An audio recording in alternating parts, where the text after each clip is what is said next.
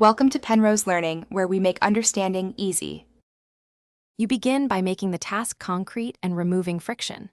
First, name 1 to 3 micro goals so your brain has a clear finish line. Write them where you see them. Once done, reduce sensory clutter.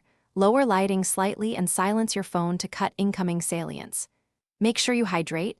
250 milliliters helps alertness, and start a 25-minute timer to prime focused effort. These immediate steps trigger intention and lower startup cost, so your brain shifts into work instead of deliberation. You now enter sustained work by structuring process and using active strategies. Start single tasking, close extra tabs, and keep only one document visible so attention anchors to one stream.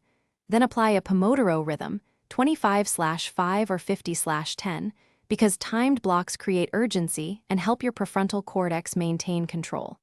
Make sure to use active techniques, explain concepts aloud, write short summaries, and test recall intermittently.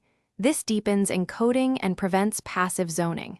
Once momentum builds, resist switching tasks. Small interruptions fragment concentration. You close the session by consolidating gains and preparing the next start.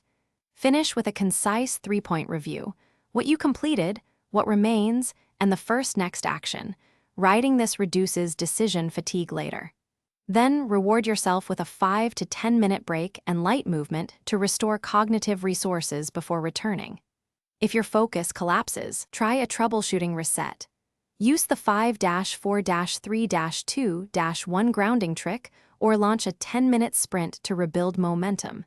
These quick interventions recalibrate attention without derailing the whole day.